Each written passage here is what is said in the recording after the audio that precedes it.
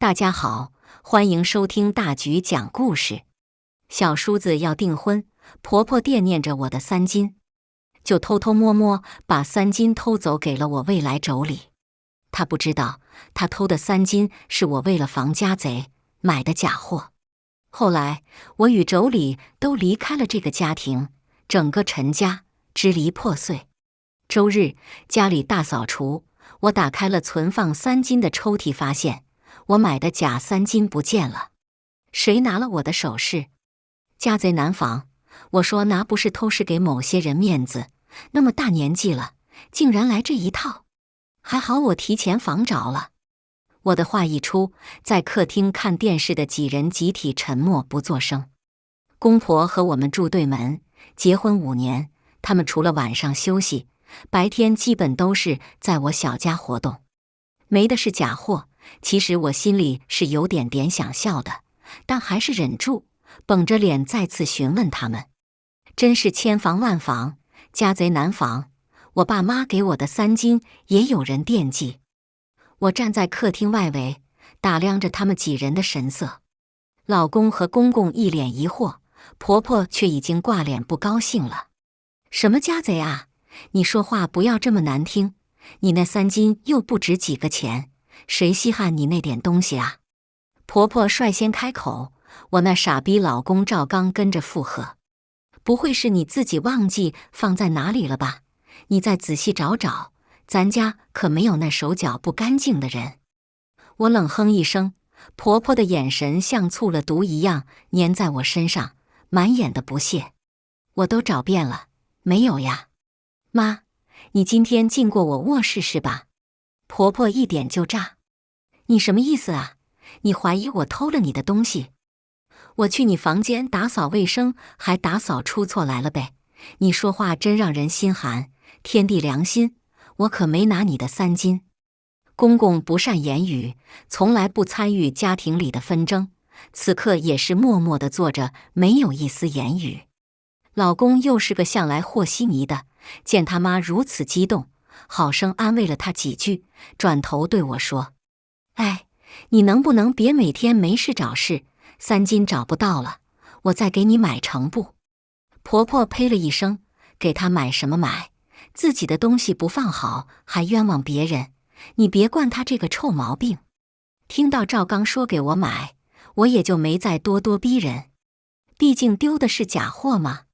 过几天就是小叔子的订婚宴，婆婆开口向我要过我的3金，我直接回绝了。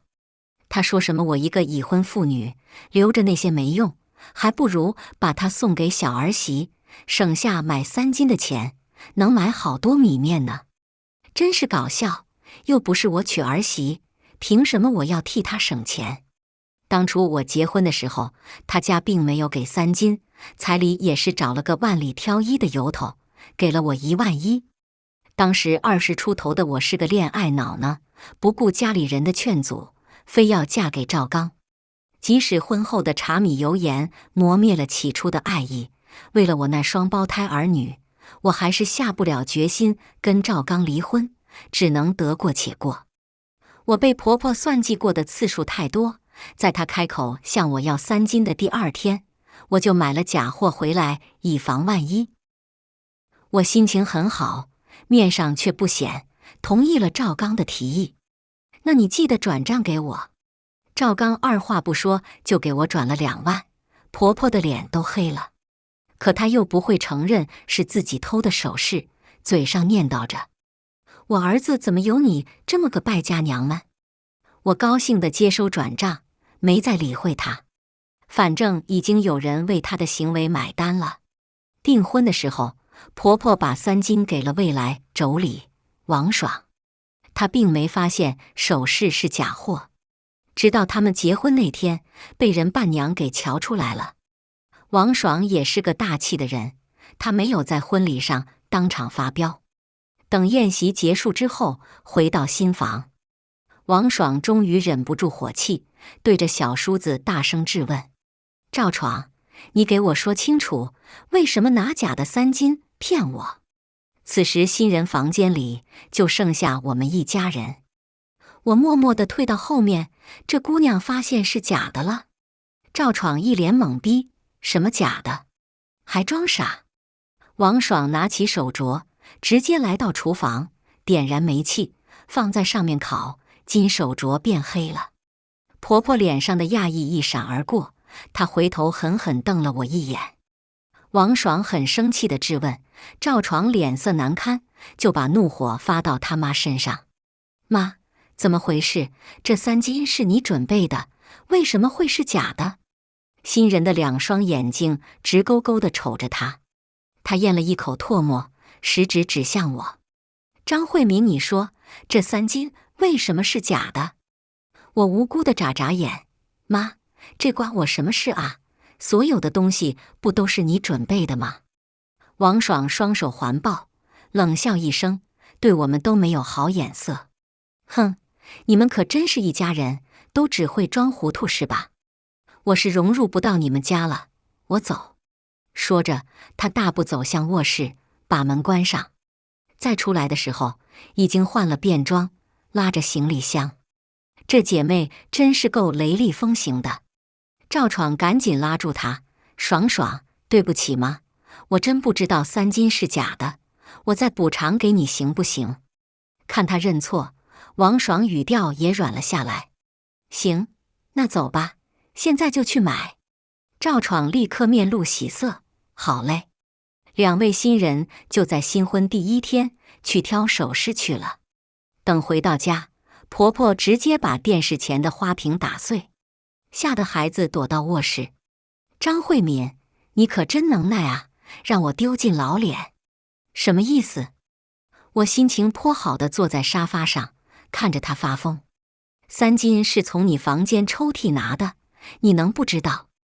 我惊讶地看着她，妈，真的是你拿的我首饰啊？上次我问你还不承认呢，那只是我买来玩玩的，不是真金的，谁能想到你拿呀？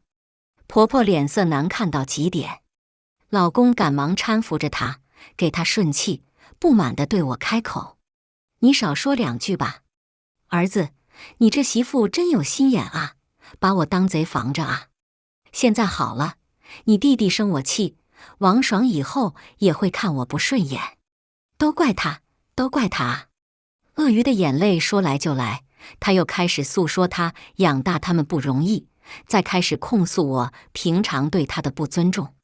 赵刚只想让事情赶紧平息，对我命令道：你快跟妈道个歉。总是这样，在我和他妈之间，他会无条件地向着他妈。之前婆婆再怎么阴阳怪气，在平常的小事中作妖，我都秉着她是长辈，尊重她，顺着她。可是越顺着，她越觉得我好欺负。此时，她那双精明的小眼得意地看着我，紧紧地抓着她儿子的胳膊。真没意思，该道歉的是妈，未经我的同意擅自动我的东西。如果是真金白银，我都可以报警了。你该庆幸那首饰是假的，而我给你留面子，没有报警。然后我们爆发了激烈的争吵，婆婆说我不尊重她，而我的老公也是站在他妈的身边，指责我，怒骂我不懂事，说对我很失望。2人对着我就是一顿输出。结婚5年，孩子3岁，生了双胞胎之后，我就辞掉了工作，专心照顾孩子。即使住在对门，我的婆婆也懒得帮忙搭把手。我说请保姆，赵刚就力举了保姆不靠谱的势力。3年没有上班，没有收入来源，在他们眼里，我就是在家吃白饭的。张慧敏，你这是什么态度？你在这个家白吃白喝这么久，拿你点东西怎么了？你有什么资格对我大声讲话？老公站在他的身边，就是他的底气。他指着我的鼻子骂，赵刚更是嫌恶地看着我，对他妈却轻声细语：妈，别气坏身子啊。2个孩子听到外面的争吵，瑟瑟缩缩地躲在卧室门口。妈妈，奶奶，你们不要再吵了。我突然就不争气地流出眼泪。我内心想着摔门就走，可看到孩子们，心又软了下来。看我流露出软弱的样子，婆婆乘胜追击，就知道哭，有功夫和我吵，就不能把家打扫打扫。你看看厨房，早上吃饭的碗还在洗菜池里，哪有你这样当人家媳妇的？碗我不洗，就没人洗；饭我不做，就是罪大恶极。我心里盼望着孩子快点长大一些，再大点就带他们离开这个家庭。我懦弱，我无能，总以这种借口束缚自己，没有勇气离婚。最终我败下阵来，不再和他们争吵。自此之后，我依然扮演着家庭主妇的角色。婆婆对我呼来喝去，对王爽却宠爱至极。因为小叔子对王爽捧在手心里怕化了，两人恩爱有加。以前的小叔子在家里衣来张口饭来伸手，现在家务活他全做，一点都不让王爽动手。说实在的，我还有点羡慕，我和赵刚新婚的时候也这样甜蜜过。婆婆胆敢说一句王爽不是，赵闯就会闹起来。我想网上的一句话说得真对，婆婆对你什么态度，取决于你的丈夫。赵刚对我早就厌倦了，不尊重我，婆婆肯定也就不把我当回事了。在他们眼里，我即使反抗，也翻不出什么浪花。毕竟我没有经济来源，手心向上。婆婆怎么对我的，王爽全都看在眼里。孩子3岁，可以去幼儿园了。王爽鼓励我重回职场，婆婆让我老老实实在家当家庭主妇。新婚燕尔过后，王爽小两口也有了些矛盾，婆婆对王爽的态度也变了。然而王爽很强势，她也不敢多说。王爽也已经看不惯婆婆，最终在一次家庭聚会时爆发了矛盾。今天是公公的生日，我提议去餐厅吃饭，婆婆不同意，和她儿子出门买了一大堆菜回来，赶紧洗洗菜，做16道菜就可以了。等亲戚到了，你要准备好晚饭啊。他们把菜放进厨房，就去客厅看电视唠嗑了。16道菜被他说得如此轻松，我叹了一口气，开始备菜。王爽来了之后，婆婆让她过去嗑瓜子。王爽不高兴了，家里这么多人，就让嫂子一个人在厨房准备，你们怎么好意思啊？婆婆不在意地说，她不弄谁弄啊？你快过来做吧，做这些对你嫂子来说很简单。赵刚搭腔，快坐下歇歇吧，弟妹，你嫂子一个人可以的。王爽听到这些，脸都黑了。他快步来到厨房，嫂子，我来帮你。经过几个月的接触，我们俩的关系非常要好。平常有好吃好玩的，他会喊我带孩子一起去玩。他替我抱不平，嫂子，你脾气太好了，就任由他们这么欺负你。我继续摘菜，苦笑一声，这也不是什么大不了事。他静静地看了我几秒，缓缓开口，嫂子，我听赵闯说了，之前那个3斤是婆婆在你屋里拿的，还好是假的，不然我真过意不去。你以后多防备着那个老家伙吧。王爽快人快语，说话从来不拐弯抹角，我很喜欢他的性格，而且他的做事风格也在潜移默化地改变着我的思维。我和王爽在厨房忙活1个多小时，还有一半的菜没有备好，大舅大姑就到了。婆婆来厨房催促，怎么才8个菜啊？客人都来了，你麻利点行不行？做这么几个菜还磨洋工。王爽听到后，暴脾气的他直接把碗摔在了地上。嫌慢你来做啊，一点忙也不帮，嘴倒是会说。他摔碗的声音吸引了客厅所有人的注意。赵闯看到是王爽发脾气后，当着所有人的面指责了他。新婚的时候捧在手心怕化了，现在觉得他当众毁他面子，不可理喻。不得不说，他们哥俩还真是一样。王爽立刻给了赵闯一个大嘴巴子：“闭上你那臭嘴！我不需要你来教育。”快准狠！我内心直呼痛快。婆婆见状，上来就想撕扯他：“你竟然敢打我儿子，反天了你！”两人扭打在一起。婆婆挠不过王爽，赵刚他们就要过来拉架，我也跟着拉架，只不过是拉偏架。我抱住婆婆的一只胳膊，让她使不出力气。王爽趁机哐哐地扇了她好几个耳光。等到把两人拉开的时候，厨房已经一片狼藉。这顿生日晚宴是泡汤了。七大姑八大姨的逼着王爽给婆婆道歉，她含了一口矿泉水，直接呸在他们脸上。道歉个屁！赵闯，我要跟你离婚，明天民政局见。说完，他就潇洒地离去。他就这样一个风风火火也不怕事的人，今晚的这场闹剧真的太有意思了。王爽走后，婆婆一腔怒气没地儿发，就朝着我怒吼：“张慧敏，刚才你扯我胳膊干嘛？你故意拉偏架是不是？你心肠可真歹毒啊！都怪你，你要是速度快点，王爽那死丫头怎么会对我发脾气？又赖到我身上了，真让人无语。今天公公生日，闹成这样，他很不开心。行了，你少说点话吧。赵刚也打圆场，现在时间还不算太晚，我们去找个餐厅去吧。得到大家的同意后，人们纷纷起身下楼。我正要出去，被婆婆拦住。厨房那么乱，你就在家好好收拾一下吧。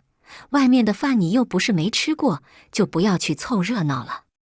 我真没想到这老太太会说这样的话，毕竟是公公的生日，我身为儿媳不该去吗？谁知赵刚也是这个意思。慧敏，辛苦你了，等我给你们打包回来。们这个字用得很精妙，他这意思是孩子也不要去了。儿子女儿眨着眼睛跟在他身边，还没理解爸爸的意思。女儿就被推到了我身边，她抱起儿子：“闺女乖，好好和你妈待在家里啊。”说着也不理会女儿的哭声，关门走了。我满心悲凉。我知道他们重男轻女，可没想到他们在外人面前连装都不装。真正的心寒不是大吵大闹。我抱起女儿，看着混乱的厨房，觉得这段婚姻真的很没意思。女儿在我怀里哭：“妈妈，爸爸为什么只带弟弟不带我？”我擦拭掉女儿的眼泪，很揪心。爸爸不带，妈妈带，不哭不哭。刚才王爽的一番作为激励了我，我当机立断。回到卧室，简单收拾了一下我和女儿的衣物，头也不回地离开了这个家。我突然就下定了决心，要和赵刚离婚。我带着孩子住进了酒店，3-4个小时之后接到了赵刚的电话。他上来就对我劈头盖脸一顿骂：“张慧敏，你人呢？家里这么乱，你还出去不过日子了你？”我的情绪很平静，对着他说出了那句藏在心里很久的话：“赵刚，我们离婚吧，明天上午民政局门口见。”我挂断了赵刚的电话，任凭他发信息轰炸，问我在哪，我只有一句话，就是离婚。第二天上午，我来到民政局的时候，王爽已经在大门口等候。他今天穿得很飒，妆容也很精致，御姐妆。他看见我，不由吃惊了一下：“嫂子，你怎么来了？来离婚？”我跟他讲述了他走之后发生的事，对于陈家兄弟俩人，他气得咬牙切齿。俩兄弟真是一样的货色。说曹操，曹操到。赵刚开着车带着赵闯来了。俩人下车之后做出的举动都一样。他俩各自扯着我和王爽的胳膊，异口同声地说：“老婆别闹了。”王爽狠狠甩掉赵闯的手，面露不屑。我没闹，赶紧跟我进去把离婚证扯了。看着王爽飒爽的样子，我也甩开赵刚的手。我是认真的，我要和你离婚。赵刚看着我，还觉得我是在无理取闹。你真是和王爽学坏了。咱俩过得好好的，离什么婚啊？离了婚，儿子女儿怎么办？我们不像他俩，没有孩子，离就离了。赵闯听着这话，皱起了眉头。哥，你说什么呢？什么叫我们离就离了？你和嫂子才是赶紧离，嫂子这些年受多少委屈，你都当看不见。和你离了婚，嫂子可以过得更好。然后俩兄弟就开始吵吵起来。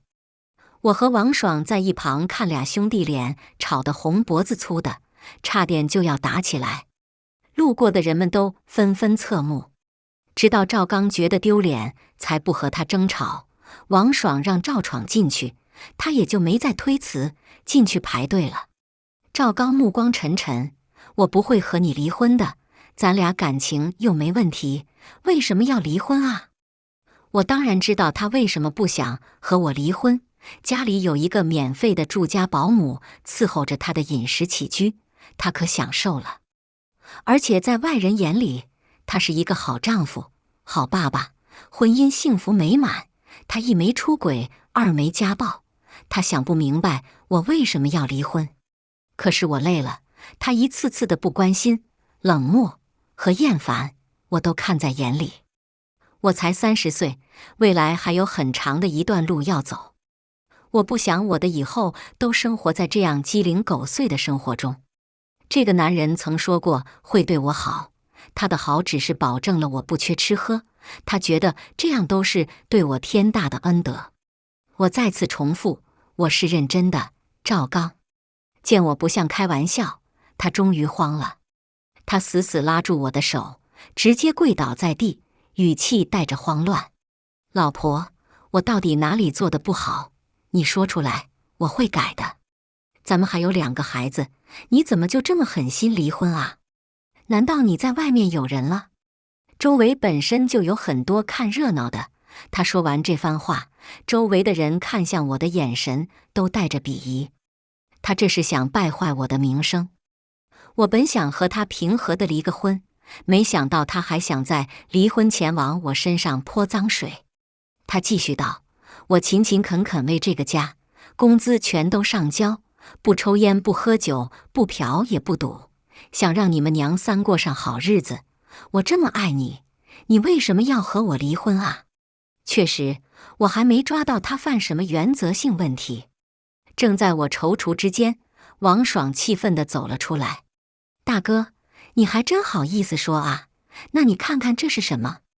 王爽拿出一沓照片，里面是赵刚、赵闯还有他父亲马守业3人和女人亲密的照片。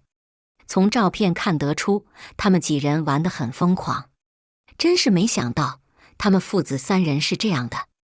我那个表面老实的公公也如此。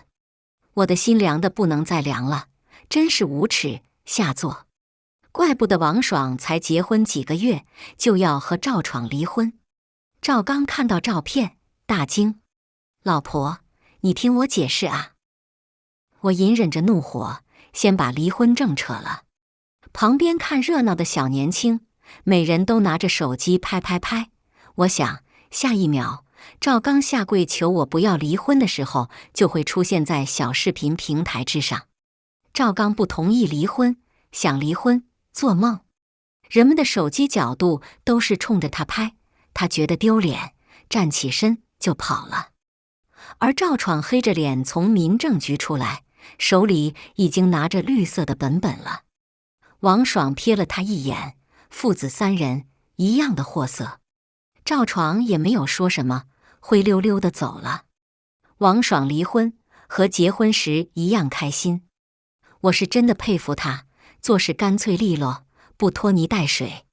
在感情中，拿得起，放得下。如果他没有出现在我的生活中，我还是一直扭扭捏捏下不定决心离婚。今天赵刚不跟我离婚，那他就等着后悔吧。婆婆孙凤霞的电话在这时候打了过来：“张慧敏，你长能耐了是不是？想离婚？就把这几年在我家吃喝所花的费用还给我们，是该还给他们了。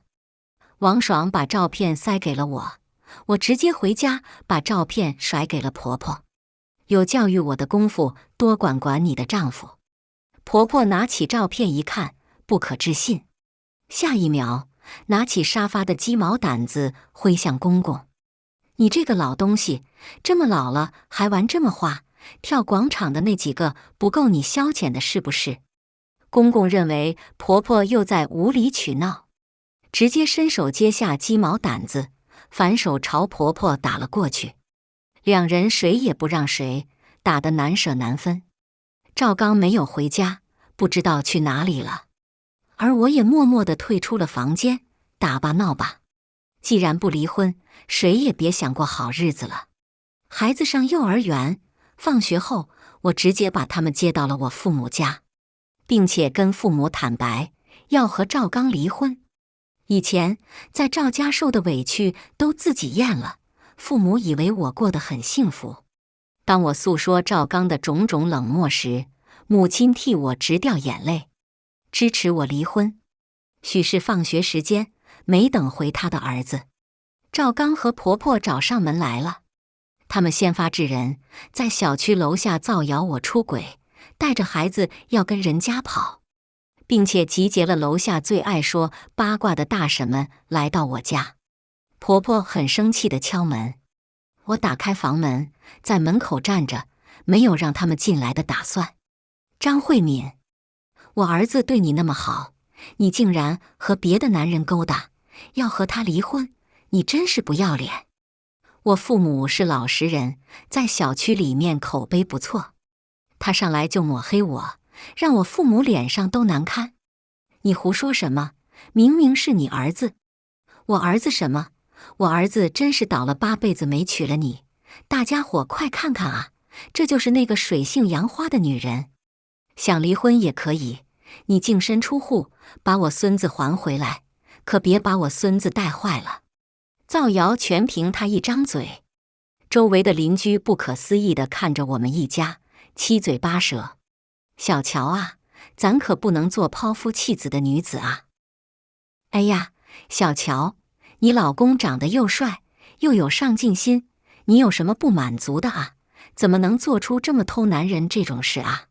小乔啊，刚才在下面你老公说了，只要你愿意改正，他还愿意接纳你的，都2孩子了，好好过日子吧。看来他们已经完全相信了赵家母子的话了。我那做主播的弟弟张明听到动静也出来了，他举着手机在直播中连着线。哎呀，今天我家好热闹。他把摄像头对准了赵刚母子，这是我姐夫和他妈来我家来接我姐呢。连线的女观众随即发出惊讶的声音：呀，主播，这男的是你姐夫啊？好巧啊，我今天上午刚刷到和你姐夫有关的视频，他在民政局给你姐姐下跪，求她不要离婚，说自己很勤恳什么的，结果被一个小姐姐当场打脸，拿出了他去玩女人的照片。真是人不可貌相啊，看他长得一本正经的，没想到玩得挺花。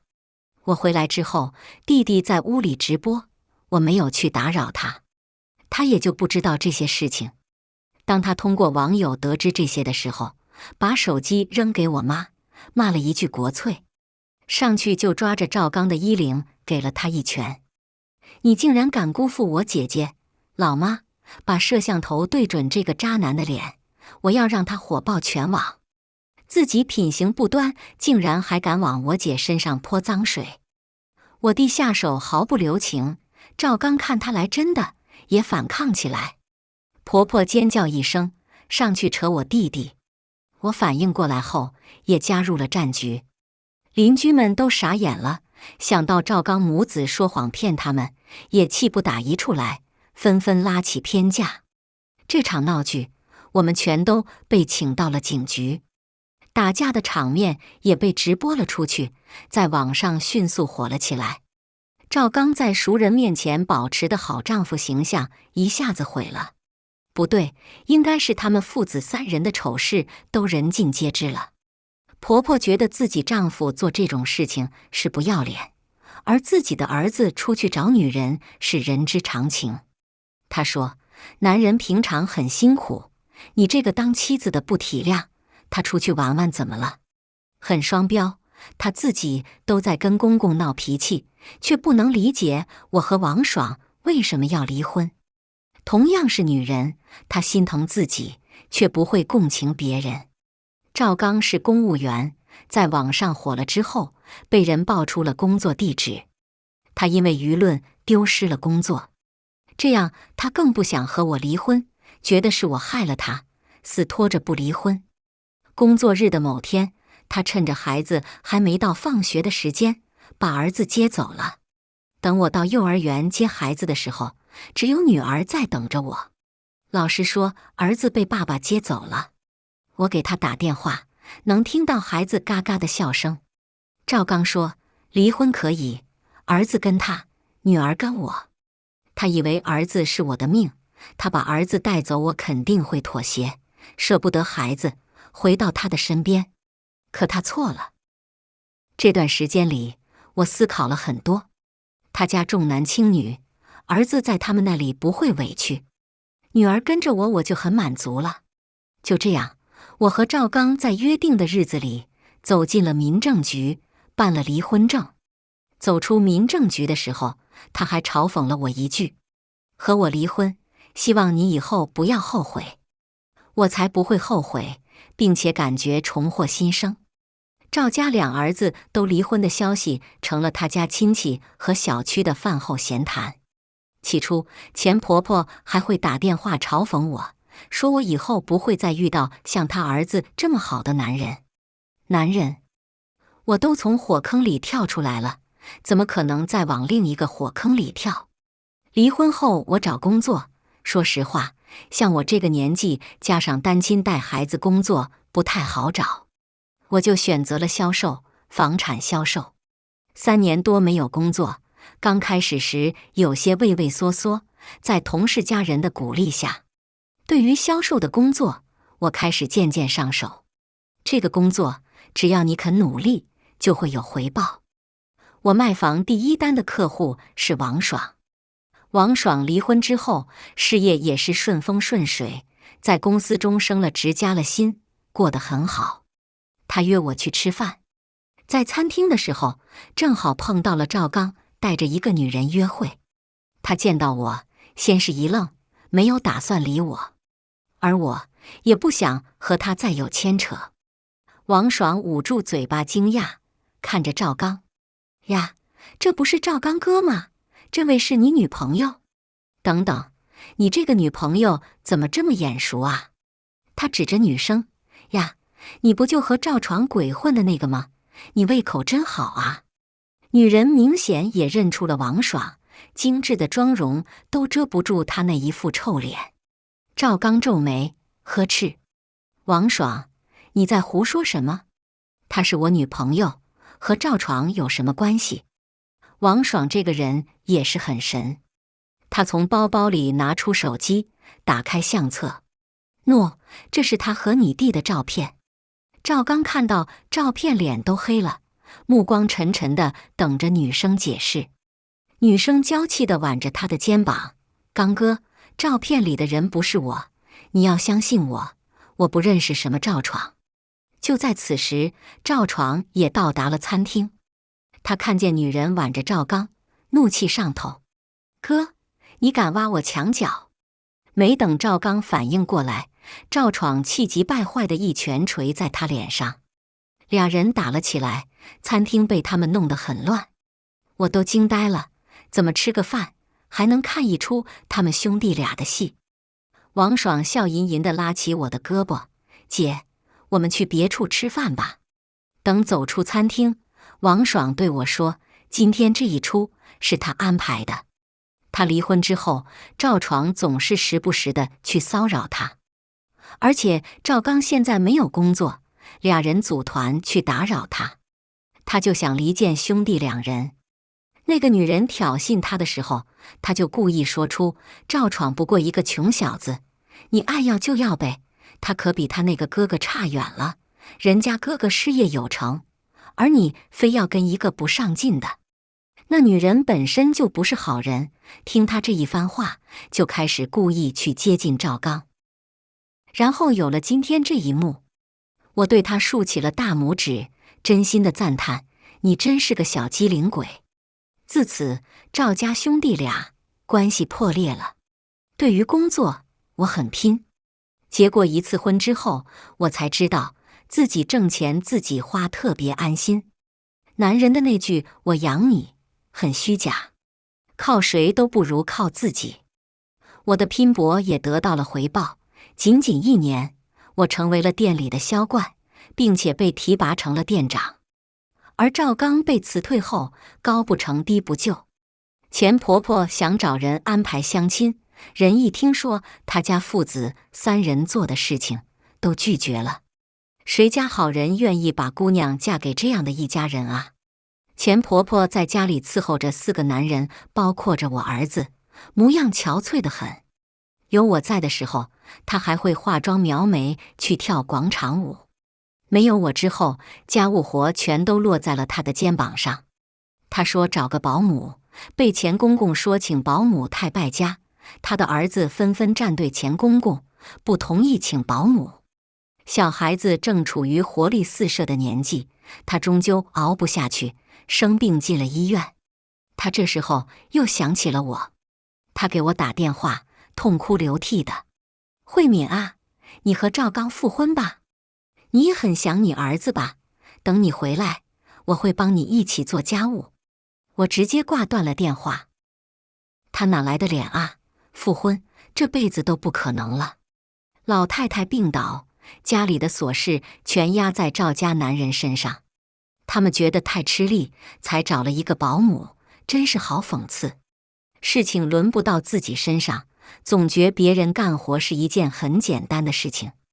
通过这件事，他们父子3人觉得家里没有女人真的不行。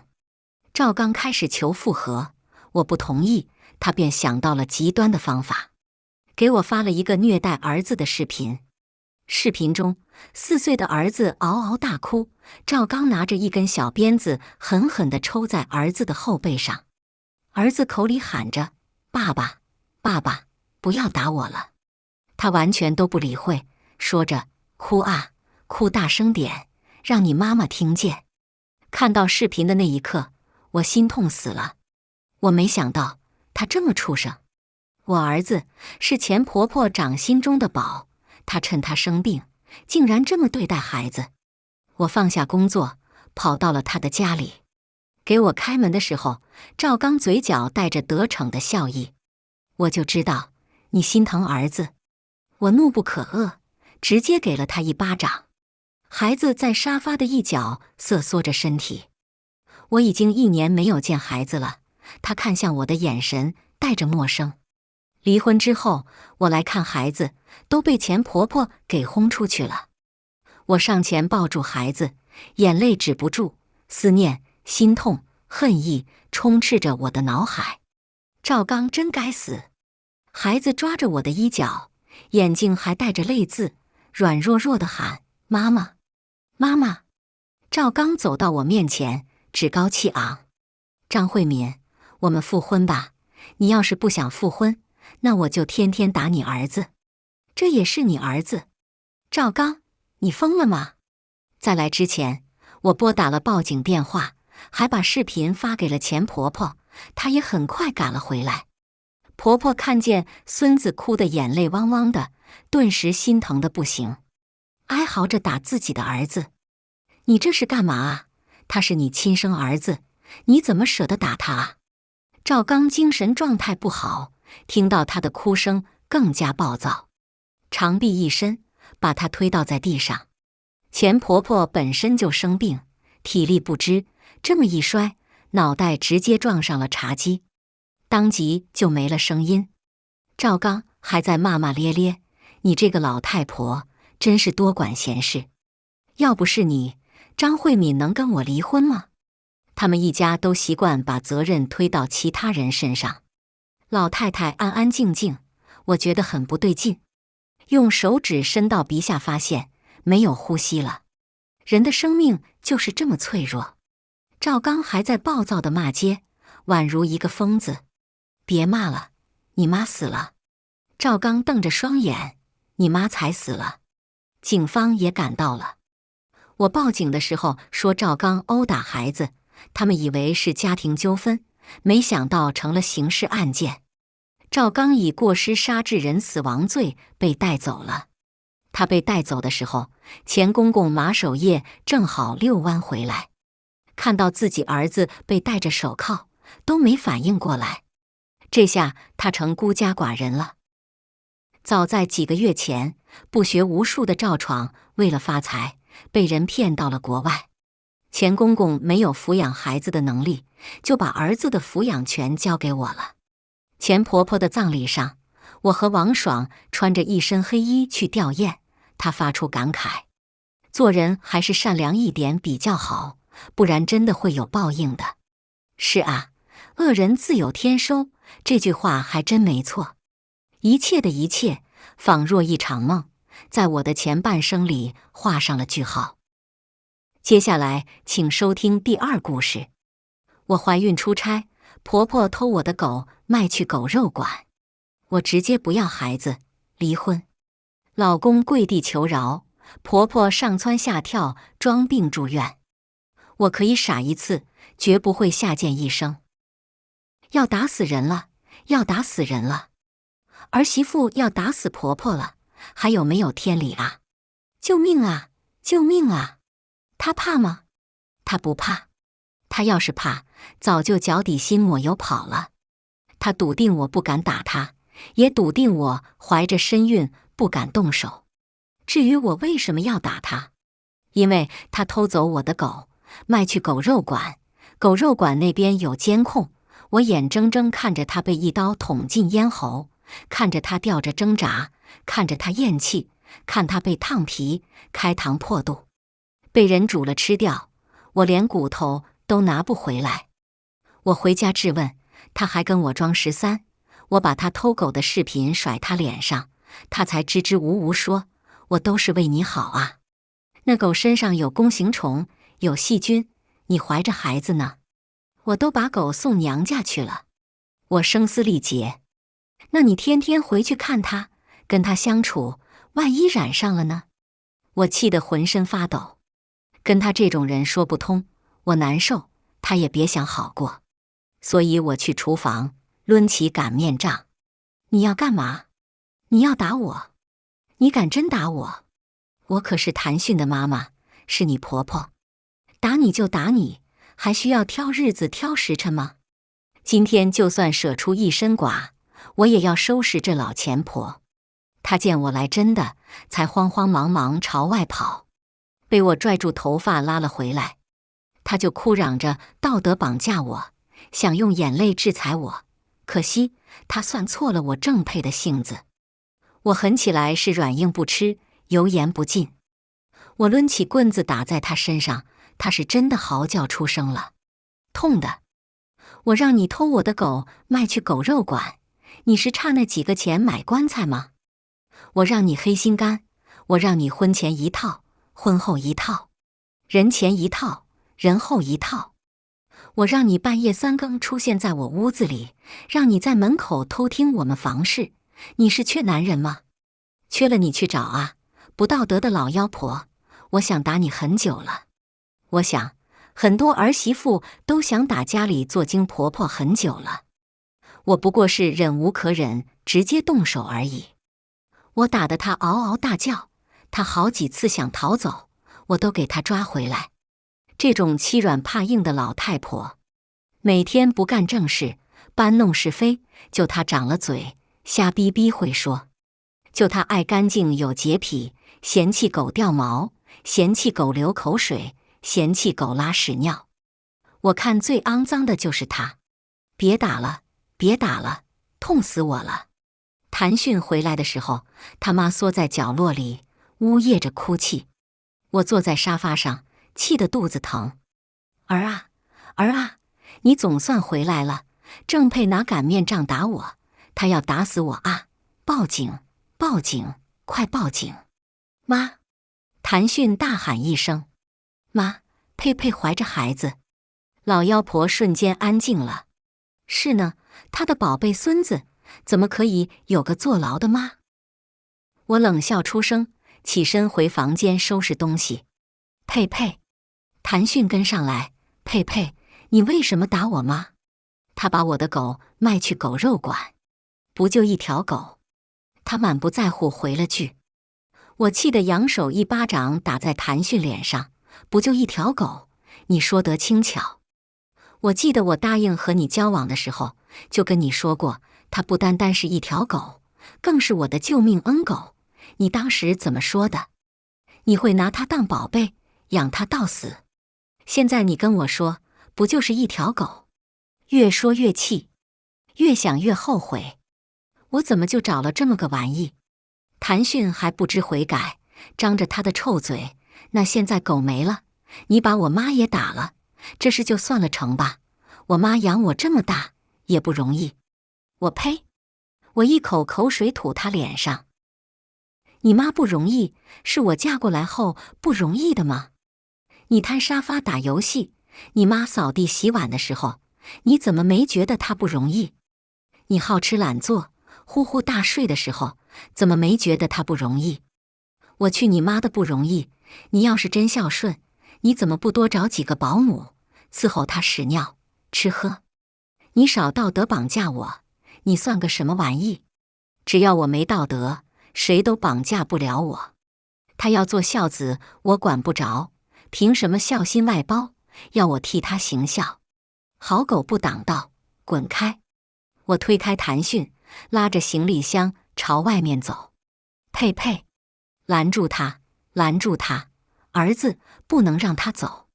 谭迅闻言，瞬间又成了他妈的好大儿，抓住我的手臂，不让我走。他力气大，掐得我很疼。我毫不犹豫，抬脚踢在他胯下。他痛得弯腰缩成一团，看着我的眼神像是要吃了我。有那么瞬间，我如梦惊醒。儿啊！他妈惊叫一声，扑上去抱住谭迅。我冷眼看着这对母子，磨了磨牙。他们真该庆幸我穿的是拖鞋，要是皮鞋或者运动鞋。呵，这个拿圣人标准要求别人，拿贱人标准要求自己的老钱婆，怕是要断子绝孙。我不顾身后鬼哭狼嚎，拖着行李箱离开。遇到对门邻居，他问了句：“佩佩，你家没事吧？”“没事，能有什么事儿？”我把婆婆打了一顿，踢了谭迅一脚而已。在邻居诧异、震惊的眼神下，我云淡风轻进电梯离开。我想，不出半小时，整个小区都会知道谭迅他妈被儿媳妇打了。结果没用半个小时，我还没出电梯，小区群里就有人说：“这年头不得了了，儿媳妇打婆婆，还有没有天理哦？”那些沉寂的邻居一下子窜出来，纷纷指责儿媳妇不孝。我回复了下：“不止今天打，以后我心情不好、气不顺还会打。”我一回复，彻底坐实了几栋、几单元、几楼。群里瞬间安静极了。几个交好的邻居发来消息问：“佩佩，为什么啊？他偷走我的狗，卖去狗肉馆。这事不会这么就算了的。这老妖婆天天横行霸道，我一反对就在小区说我不孝。我如今彻底坐实了，看他以后怎么搞。”我没有回娘家，而是去了婚前买的小公寓。当初这套房子，谭迅要我卖了，他凑点钱买套大的，写我们2个人的名字，他来付房贷，我没答应。他没说什么，他妈却说：“女孩子家家的，买什么房子？”我还在这边想着以后要怎么过，怎么和我爸妈说我要离婚的打算。谭迅和他妈居然闹到我家。我爸妈都是很温和的人，隔着电话，我都听到谭迅他妈鬼哭狼嚎的声音：“你们那好女儿啊，拿着擀面杖打我，看看给我打的！要不是为了我孙子，我一定会报警，让他去蹲监狱。孙子，也要看看我愿不愿意生。我开车回家，我爸妈立即上前来，佩佩，妈，我没事。我安抚了我妈，转身去了厨房，抄起菜刀出来，朝谭迅他妈走过去。佩佩，你要做什么？谭迅满眼慌乱地护着他妈后退。谭迅，我接话撂这里，以后你和你妈再敢踏进这个房门一步，我一定会剁了你们。还有，明天就去医院，孩子我不要，然后离婚。你们家门槛太高，庙太大，我高攀不上。谭迅他妈就像被捏住脖子的老鸭，所有声音卡在喉咙，震惊、错愕、惊惶地看着我。你敢？我既然开口了，我就敢做。谭迅他妈推开谭迅，看向我爸妈，亲家母、亲家公，你们看看，这就是你们养的好女儿，在你们面前都这么嚣张。听听她说的什么话，那是个孩子啊，不是阿猫阿狗，怎么可以说不要就不要？她正配敢不要孩子，我就一头撞死在你家门口。我让我爸妈进屋子去，指着我家大门，你现在就去撞，你前脚死，我后脚就去医院，让你们祖孙黄泉路上有个伴。吓唬谁呢？我言出必行的性子，谭迅十分清楚。他拽住他妈，佩佩，打孩子不是小事，我知道你现在在气头上，说的都是气话。我妈偷狗，是她做错了，你就大人大量，原谅她一次。你喜欢狗，等孩子生了，我陪你去买一只你喜欢的。滚！我怒喝出声，扬起菜刀朝谭迅挥去。他见我来真的，拉着他妈就跑。我用力关上我家大门，手一松，菜刀落在地上，发出刺耳的声音。我被贴着大门滑坐在地。佩佩，我妈上前来扶住我。妈，我要和谭迅离婚，孩子我也不要了。她轻轻地抱着我。佩佩，离婚我和你爸爸支持你，但是孩子你一定要考虑清楚。他不单单是谭迅的孩子，更是你的孩子。你是母亲，在他未出生前，可以决定他的生死。我妈不忍地扭开头。他和我爸就我一个孩子，我知道他多么盼望着家里多一个孩子。妈，你让我好好想想。只是我还没有来得及想清楚。一个陌生号码给我发了几张图片。谭迅陪着一个女人在医院，那个女人腹部隆起，一看就是快要生了。而谭迅竟然拎着包，亲密地扶着她，低眉视线相交，仿佛深爱着彼此。我看着照片沉默了。要是换了别人，我可能不会多想。但是这个女人，我认识，她是林芳。读大学的时候，她追了谭迅好几年。我们结婚的时候，她来了，见到谭迅红着眼，祝他幸福。后来我从未在谭迅口中听到过他的名字。我以为陌路的人，可能早就勾搭成奸。我做事讲究一个证据。我让人帮忙找了私家侦探，去查谭迅和林芳到底什么关系。谭迅把他妈送回去，还给我发来几张小奶狗的图片。佩佩，你看这几只狗怎么样？你喜欢哪只，我给你买。哪一只我都不喜欢，再像也不是我的狗。我没有回复他。他又说和我搬出去住，我直接把他拉入黑名单。我早时候也说过搬出去住，他说他妈年纪大了，独身一人，万一有个头疼脑热，身边也没个人端茶倒水，又说养他不容易。有滤镜的时候，我能体谅他。如今滤镜碎了，我管他是孝子还是逆子，跟我半点关系没有。我还没来得及查出谭迅有没有出轨，林芳自己找上门来。她挺着一个大肚子，穿着孕妇装，走路慢还笨重。她一手撑着腰，一手扶着肚子。郑佩，好久不见，你怀孕了啊？谭迅没跟我说过呢。他有跟你说过我吗？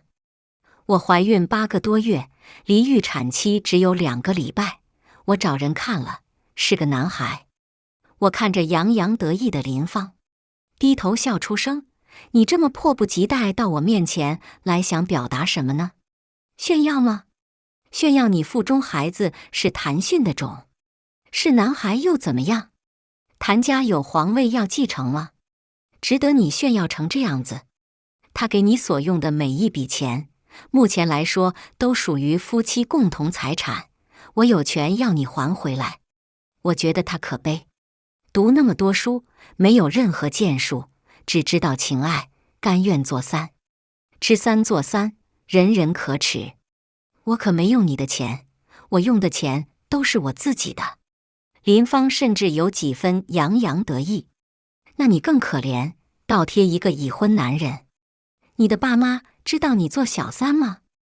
你亲戚朋友知道你插足他人婚姻吗？同学知道你做了小三，还到正室面前耀武扬威吗？我字字如刀，刺得林芳脸色发白。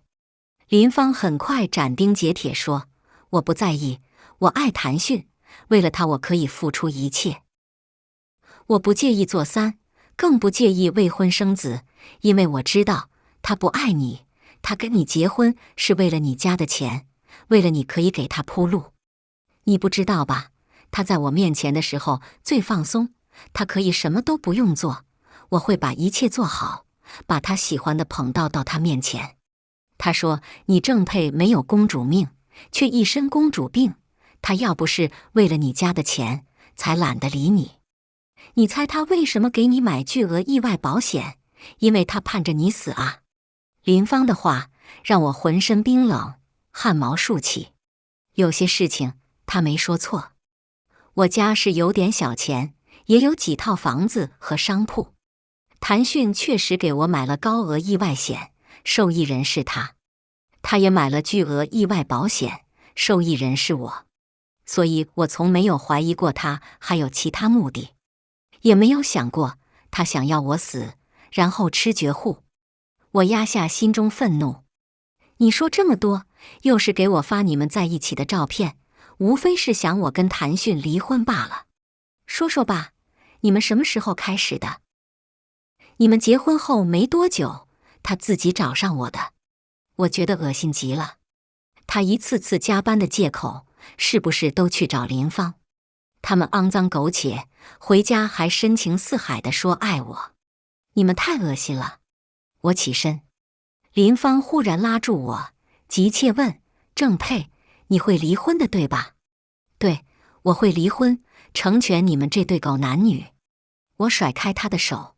回到车上，我拿出录音笔。我和林芳的对方一字不落。我给谭迅打电话，我们见一面吧。就在我们第一次约会的咖啡店。谭迅急匆匆地赶来，满头大汗。没有了滤镜，我发现他也不过是普通男人，发福了，发际线也开始后移，脸上还起了痘。佩佩，看着他忐忑不安的样子，我深深呼出一口气。你出轨了对吗？谭迅僵住。佩佩，我，林芳已经找上我，她什么都说了，我只问你一句，你是不是出轨了？谭迅脸色泛白，他双手捂住自己的脸。对不起，佩佩，我，你是承认了吗？我问他。当时你和我妈总是吵架，我左右为难，不想回家，又没地方去，才找的林芳。谭迅说着，扑通一声跪到我面前，佩佩，我错了，你原谅我一次，我跟林芳断，以后再也不会理他。我嫌弃的一脚踢开他，你脏，你离我远些。结婚3年，出轨2年半，私生子都快有了。谭迅脸色瞬间十分难看，他看着我的眼神，像是要吃了我一样。很快又变了一副脸色。佩佩，我爱你，我只爱你。我和林芳是意外，我以后不会了。他像是真的悔悟了。我却想起林芳说，他给我买的巨额意外险。又想起被活生生杀死剥皮的狗。他们母子两人不止没有人性，还没有道德底线。改，家里的饭不好好吃，要去外面吃屎。他能改，狗能改掉吃屎，他也不能改掉偷腥。谈训，好聚好散，我们离婚吧。结婚后各赚的各用，我每个月赚不少，花出去的也多，基本上月光。谈训有多少钱，我不管，也不要他一分一毫。彩礼我们出去蜜月用的七七八八。婚前财产，我一套房，车子是嫁妆，跟他无关。佩佩，求求你，别这么绝情，再给我一次机会吧。我们还有一个孩子，我的存款都交给你，给你买房子、买包、买一切你喜欢的东西。我打断他的痴心妄想，不可能的，孩子我也不会要。我先前会犹豫，现在绝对不会了。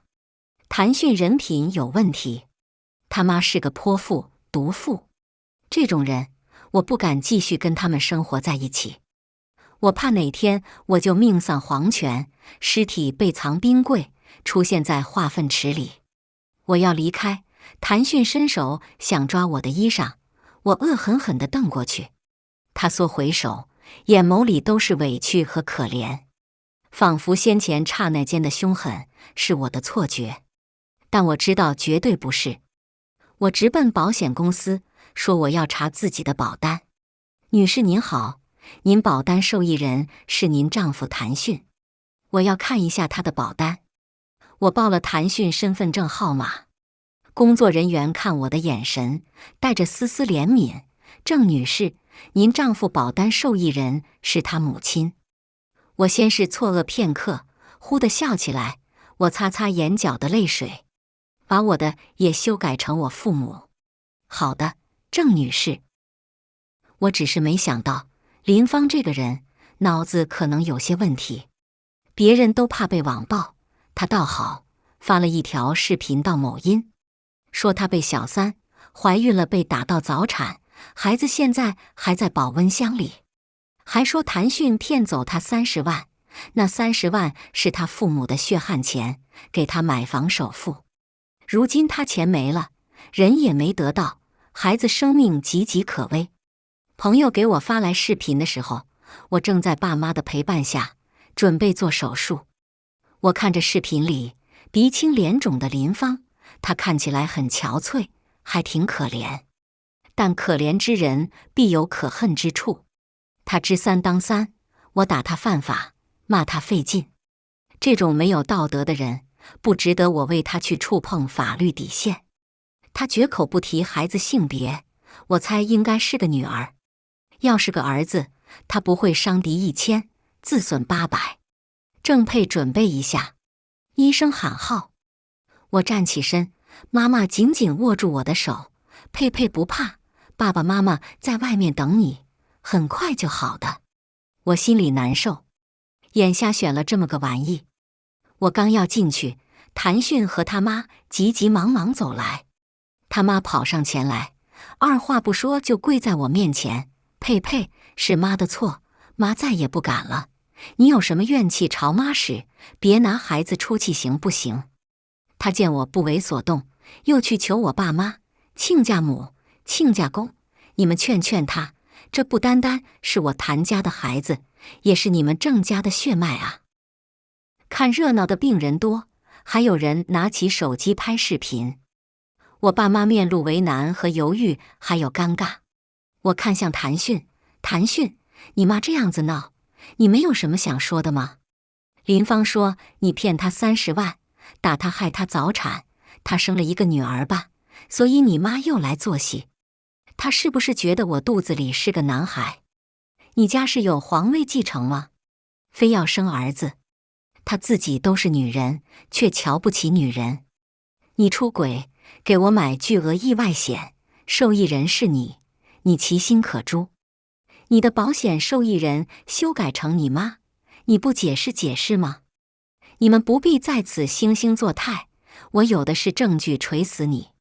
谈训张了张嘴，他习惯性的要说软话，他妈一把扯住他：“郑佩，我今日话撂这里，你敢把孩子打掉，我让谭迅跟你离婚。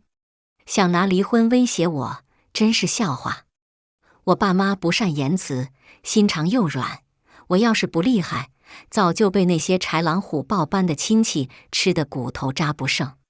离婚就离婚，谁不离谁是孙子。谭迅要说什么的时候，被我一眼瞪回去。这个妈宝男，还想吃绝户？呸！谭迅他妈还要叽歪。谭迅，你要是识趣，就带着你妈离开。真要逼急我，我不介意跟你鱼死网破，让你身败名裂，这辈子都抬不起头来。他知道我做得出来，他更不敢赌。真要鱼死网破，我还有退路。他努力这么多年才有的工作前程，他赌不起。谭迅他妈还不肯罢休，被谭迅拽着走。儿子啊，这事不能算了，妈跟你说，不能便宜了郑佩那小贱蹄子。看着那远去的母子俩，我压下心中的愤怒，却被妈妈紧紧抱在怀里。佩佩，对不起，是爸爸妈妈没有保护好你，也怪我们眼睛不够亮，没看出来谭迅母子表里不一，让你跳进火坑。这孩子咱不留了。这是我妈第一次明确告诉我不留孩子。她早时候嘴上不说，心里舍不得。我爸老实敦厚，他以为所有人都像我爸那样子，对妻子深爱敬重，此生不移。手术后的我身子很虚弱，在家里养胎。谭迅他妈暂时没有来作妖，爸妈变着花样给我炖补品，希望我把身体养好。林芳那视频在网上忽然就火了，原因是他后来又发了一条视频，说孩子需要爸爸，更需要钱救命，还晒出医院开的病危通知书。很多网友说要把渣男找出来，让渣男负责。网友们实在神通广大，很快就有人把谭迅挖出来。谭迅跟他媳妇感情很好的，很好能有私生子。是谭迅出轨，他和林芳暗中往来2年多了，他妻子郑佩一直蒙在鼓里呢。渣男本渣。也有人骂林芳贱，不要脸，知三做三，人品有问题，活该。我退出某音，再次给谭迅打去电话，提离婚的事情。电话那头的他忽然问我：“佩佩，你也想逼死我吗？你自己做的事情，与我何干？”谭迅，我明天在民政局等你，如果你不来，我会提出离婚诉讼。还是那句话，如果你不愿意好聚好散，我奉陪到底。我还没有满月，包裹得严严实实，在民政局前等谭迅。他姗姗来迟，整个人憔悴又疲惫。非离不可吗？谭迅问。非离不可。我是真的做不到跟他继续生活，不管是生理还是心理，我都容忍不了他。一点回旋的余地都没有了吗？进去吧。我们没有财产纠纷，也没有孩子，离婚很容易。走出民政局，一起吃顿散伙饭吧。不必了，我怕对着他，恶心的吃不下饭。就此别过吧，以后不要再联系了。我要走的时候，谭迅抓住我的手腕：“佩佩，我已经去把保险受益人修改了。”我看着他没说话，和我有什么关系？他又不会死，用他命换来的钱，我也不会心安。谭迅，我没想过让你去死。你出轨，有小三，私生子，我们离婚了，前仇旧怨就没了。你妈把我的狗偷走卖去狗肉馆，我打她一顿，算2清。至于孩子，我作为女性有生育权，可以选择要不要生下他。和你有感情的时候，他是爱的结晶，他父母俱在，可以健康快乐成长。你们的所作所为让我无法接受他，以后看见他就会想起你们的肮脏恶臭。我没有办法保证我能一辈子都不计较不怨恨，始终如一爱着他，所以我选择不生下他，不让他来人世间受苦。为人子，你做得对吗？为人夫，你做得好吗？为人父，你做得好吗？你什么都没做好，却又想挤头讨好。我挣脱自己的手，任由他苍白着脸站在原地，开车离开。回到家里，妈妈让我赶紧躺着，嘘寒问暖，关怀备至。我很愧疚，让他们本来含饴弄孙的年纪，却还来担心我。我也发现他鬓角有白发，眼角有皱纹。妈，我没事。我和他商量着，带着他们去旅游。妈妈不愿意去。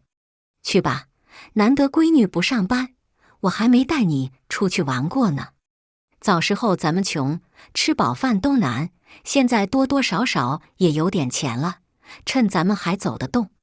爸爸想去，他又劝又哄，总算让妈妈松口。公司那边，我才谈了大单，升职加薪本应该属于我，因为我请假升职的机会已经给了别人，只能在薪酬上面弥补。得知我要辞职，上司一边惋惜，一边挽留。不管真心还是假意，他表面功夫都做得极好，让人挑不出错来。人情世故，不外如是。我没有想过找男朋友，我爸妈也觉得吃了一次亏，再找一定要眼睛擦亮，更要慎重，不能再次稀里糊涂。但是那天和大伯、小叔他们吃饭，他们也知道我离婚了，一个个安慰着我，却又透着不知名的兴奋，仿佛我离婚对他们来说是一件天大的好事。小哲的一席话把我恶心到了。他说：“姑姑，你们什么时候死呀？”我忍着怒火问他：“你为什么这么问？”爸爸和爷爷说：“只要你们死了，你们的财产就是我们的，我就能买喜欢的奥特曼。”他话还没说完，就被他妈妈拉过去，狠狠打他屁股上，让你胡说八道。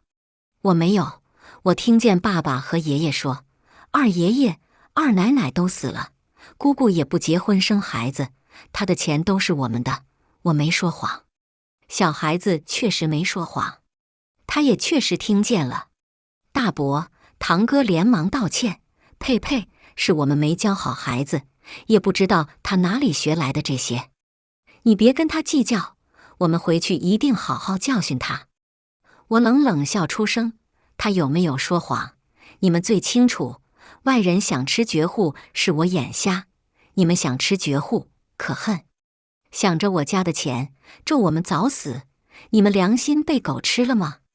这些年，他们从我家拿走多少东西，借的钱一次没还过。”我看向沉默着的爸爸，他好一会才叹息出声：“这些年你们从我这里借走的钱，没有100万，也有110万，我不要你们还，以后咱们就别联系了。”他颤抖着，有些站不稳。